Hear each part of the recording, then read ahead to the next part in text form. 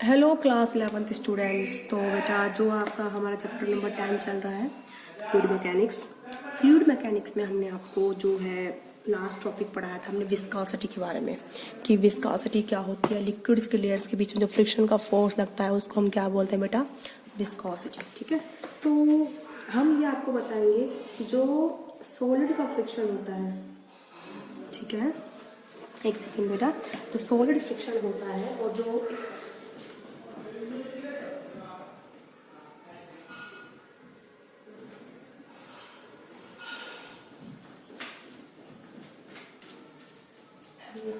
Sorry for inconvenience. तो जो solid का फ्रिक्शन होता है और जो लिक्विड का फ्रिक्शन होता है, ठीक है, उसको तो विस्कोसिटी बोलते हैं लिक्विड के फ्रिक्शन को। तो सॉलिड के फ्रिक्शन और लिक्विड के फ्रिक्शन के बीच में क्या डिफरेंस है? तो difference between the solid friction and viscosity, ठीक है, हम आपको ये पढ़ाएंगे।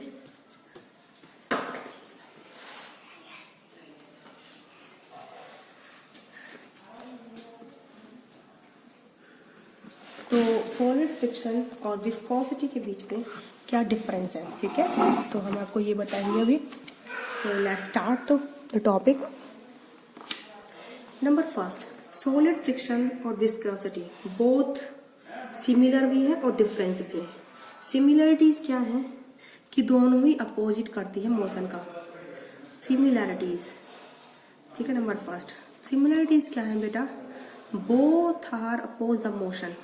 दोनों ही फोर्स, सॉलिड का फ्रिक्शन और विस्कोसिटी का फोर्स, ठीक है, सॉलिड फ्रिक्शन का फोर्स और विस्कोसिटी वाला जो फ्रिक्शन है उसका फोर्स, दोनों ही क्या करते हैं बेटा? Both are oppose the motion. दोनों ही मोशन का अपोज करते हैं, ठीक है। यानी कि सॉलिड फ्रिक्शन भी मोशन का अपोज करता है और विस्कोसिटी जो है लिक्विड फ्रिक्शन है, लिक्विड के लेयर के बीच का अपोजिंग फोर्स है, वो भी क्या करता है बेटा? मोशन का अपोज करता है। ठीक है, आपको ये बात समझ में आई? और दोनों ही कब आते हैं प्ले, अपना रोल कब प्ले करते हैं? Both are come into play, ठीक है, कम्स इनटू प्ले। दोनों अपना रोल कब प्ले करते हैं? When there is relative motion. मतलब जैसे हमने सॉलिड फ्रिक्शन में पढ़ा था कि दोनों सरफेसिस के बीच में क्या होना चाहिए? मोशन होना चाहिए। जैसे ही हमारा ऑब्जेक्ट था इस सरफेस पे मूव कर रहा था, ऑब्जेक्ट अगर रेस्ट में है तो कोई भी फ्रिक्शन का फोर्स नहीं लगेगा। अगर ऑब्जेक्ट मोशन में आया तो दोनों सरफेस के बीच में रिलेटिव मोशन हो गया तो इनके बीच क्या लगेगा? फ्रिक्शन का फोर्स।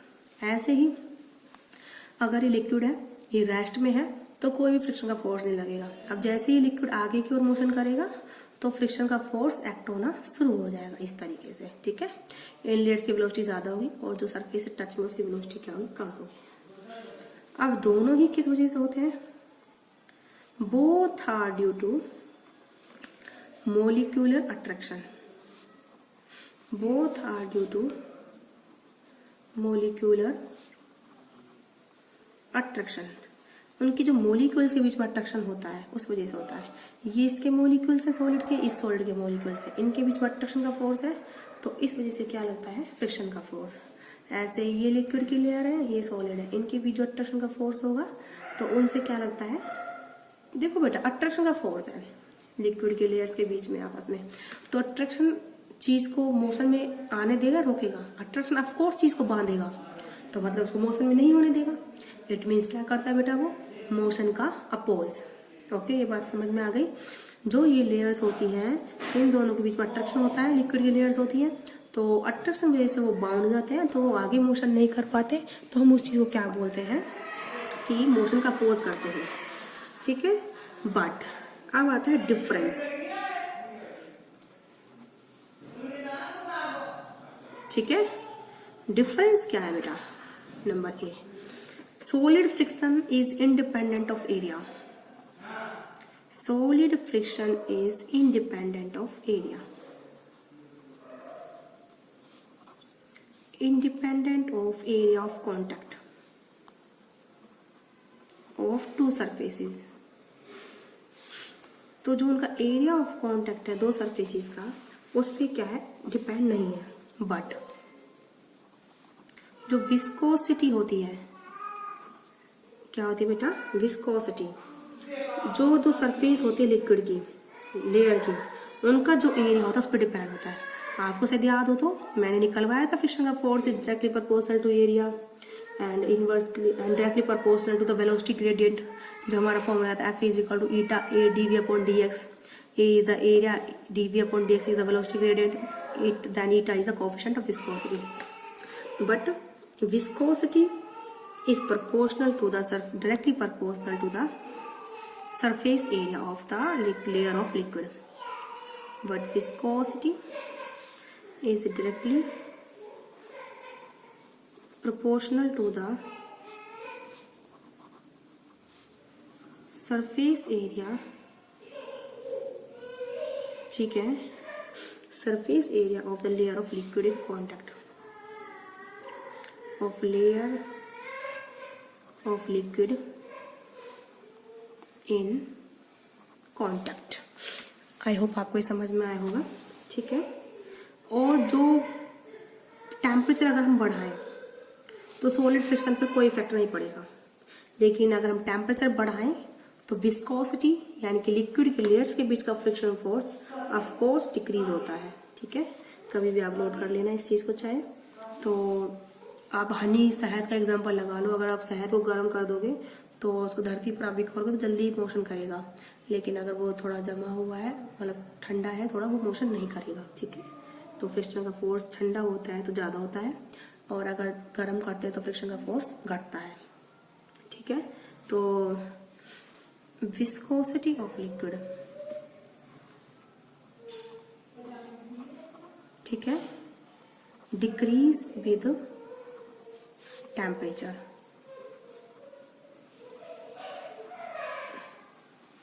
जो लिक्विड की जो विस्कोसिटी है लिक्विड की डिक्रीज होती है टेम्परेचर के साथ, लेकिन वेयर एज, ठीक है, द सॉलिड फ्रिक्शन इज,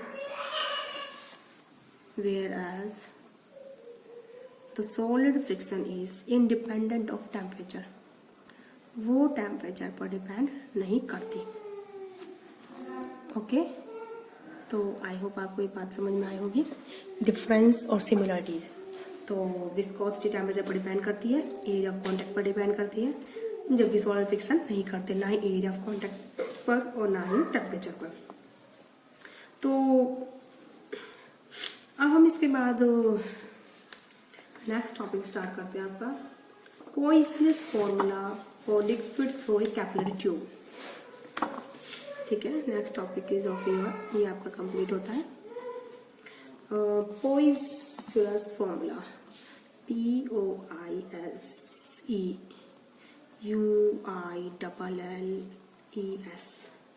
इसको हम बोलते हैं पॉइसनेस फॉर्मूला, ठीक है, फॉर फ्लो ऑफ लिक्विड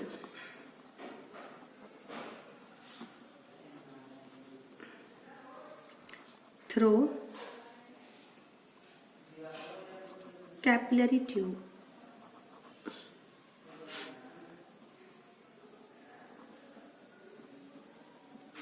जो कैपिलरी ट्यूब बेटा मैं आपको बता दूं, ये बहुत ही पतली एक कांच की ट्यूब होती है जिसके अंदर बहुत ही बारीक छेद होता है, उसको हम क्या बोलते हैं बेटा? Capillary tube. मतलब ऐसे होती है ट्यूब, इतनी ऐसे, और उसके अंदर बिल्कुल बारीक सा छेद होता है, यूं जाता है वो ऐसे। आपको दिख रहा है बेटा क्या मैंने लिखा है? ऐसे बहुत ही वेरी फाइन बोर, फाइन मतलब बहुत ही पतला, बोर मतलब छेद जो अंदर तक उसको जाता है क्रॉस करके, उसको हम बोलते हैं कैपिलरी ट्यूब। क्या बोलते हैं बेटा हम उसको? Capillary tube. आप उसको अपनी केमिस्ट्री के लैब में देख सकते हैं, कैपिलरी ट्यूब वहाँ काम आती है काफी। एक बहुत ही नैरो ट्यूब होती है जिसके अंदर बहुत ही बारीक छेद होता है, जिसमें पानी लिक्विड हम जब बता सकते हैं कितना राइज हो रहा है, ठीक है। तो ये जो है मेन जो ये फॉर्मूला है, पॉइसनेस जो फॉर्मूला देते हैं, ये कोई भी जो लिक्विड का वॉल्यूम है, किसी भी हॉरिजॉन्टल ट्यूब है हमारी, ऐसे होती तो वर्टिकल होती है, इस हॉरिजॉन्टल ट्यूब से लिक्विड कितना पर सेकंड फ्लो होके बाहर आ रहा है, कितना वॉल्यूम, ठीक है। अगर हम ऐसा माने जैसे ये हमारा ऐसे पानी है यहाँ पर, ठीक है, तो ऐसे, तो अब हमने उस पानी में कैपिलरी ट्यूब रख दी, तो तो कितना पानी इस ट्यूब से बाहर, वॉल्यूम उसका पर सेकंड कितना आ रहा है, तो उसको हम बोलते हैं, ये पोज लेंगे उसके लिए फॉर्मूला दिया, ठीक है। तो we drive the formula for Poiseuille's formula में हम बेटा क्या करते हैं, एक फॉर्मूला ड्राइव करते हैं, ठीक है। किसके लिए करते हैं, for the volume of liquid, for the volume of liquid flowing out, for the volume of liquid flowing out per second, ठीक है, through a narrow horizontal tube,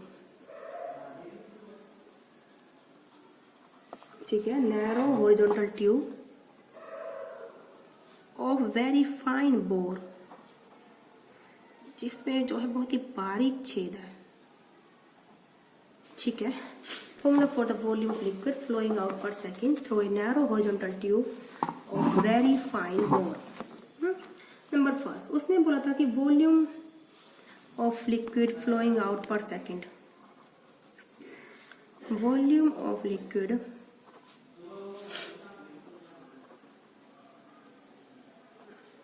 flowing out per second,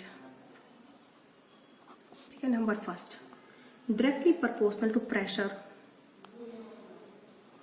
directly proportional to pressure between its two ends,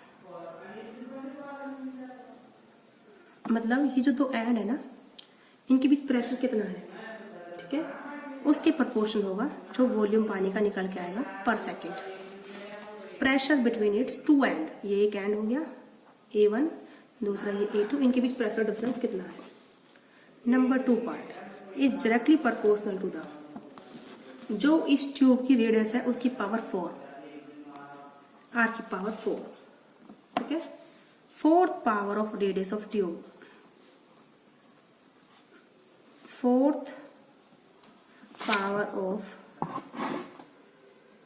radius of tube, tube की जो radius है उसकी fourth power के। Third आता है बेटा inversely proportional to the length of tube, अगर length ज्यादा होगी ट्यूब की तो पानी का वॉल्यूम बेटा कम बाहर आएगा, ठीक है। तो inversely proportional to length of tube, जो ट्यूब की लेंथ है बेटा उसके क्या है, इनवर्सली प्रोपोर्शनल है। नंबर 4th पॉइंट है बेटा कोफिशिएंट ऑफ विस्कोसिटी, अगर कोफिशिएंट ऑफ विस्कोसिटी ज्यादा होगा तो वॉल्यूम कम आएगा, मतलब गाढ़ा ज्यादा है लिक्विड, इससे पता चलता है उनके बीच फ्रिक्शन फोर्स ज्यादा है।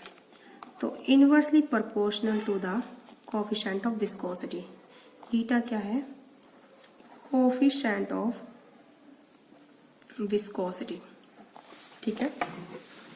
तो अब हम इन चार इक्वेशंस को बेटा कंबाइन करते हैं, ठीक है।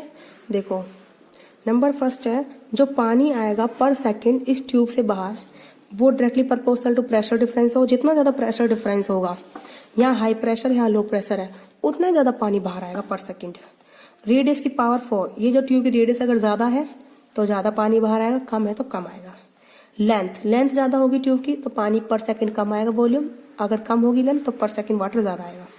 अगर कोफिशिएंट ऑफ विस्कोसिटी, जो लिक्विड है जो फ्लो हो रहा है इस ट्यूब के अंदर से, अगर उसकी विस्कोसिटी ज्यादा है, कम वॉल्यूम निकल के आएगा पानी का, ऑफकोर्स उसका मोशन स्लो होगा ना, तो पर सेकंड वाटर कम आएगा। लिक्विड जो भी है, वाटर की बात नहीं है, पर सेकंड लिक्विड कम फ्लो होके आएगा। अगर कोफिशिएंट ऑफ विस्कोसिटी कम है तो पर सेकंड लिक्विड ज्यादा फ्लो होके बाहर आएगा। आपको ये चीज समझ में आ गई। हम कंबाइन कर देंगे all equations above, on combining all above equations, volume of water comes out per second, V is directly proportional to P R की पावर 4 अपॉन L ईटा। ये बात समझ में आ गई। प्रोपोर्शनलिटी हटा दो बेटा, क्या आता है कांस्टेंट K। पी आर की पावर 4 अपॉन ईटा एल, ठीक है। और जो ये कांस्टेंट के आता है, के इज कांस्टेंट ऑफ प्रोपोर्शनलिटी, ठीक है। इट्स वैल्यू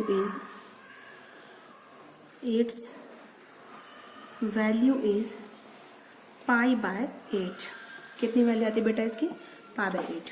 तो वॉल्यूम हो जाएगा पाई बाय 8 पी आर की पावर 4 अपॉन में eta L. This is the volume of the liquid flowing out through a narrow tube per second. Okay बेटा, ये चीज आपको समझ में आई? तो इसको बोलते हैं, दिस एक्सप्रेशन को Poiseuille's equation. This expression is known as Poiseuille's equation. तो this expression is known as Poiseuille's equation, ठीक है, for the flow of liquid through a narrow tube. तो V is the volume of liquid,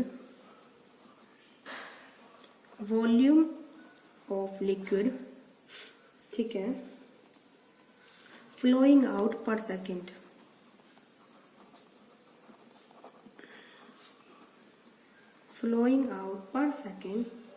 from a tube। Okay, इसमें काफी assumptions भी हैं। Assumption मतलब अपवाद, जिनको हम मानते हैं। पहले तो मैं आपको बताती हूँ, इसको एक बार बताती हूँ मैं। पॉइजनस ने एक फॉर्मूला दिया था कि कोई भी तुम्हारी फाइन नैरो ट्यूब है, उससे कितना पानी पर सेकंड बाहर आएगा। पानी मतलब कोई भी लिक्विड, तो उसको जो लिक्विड है उसमें प्लेस कर दिया।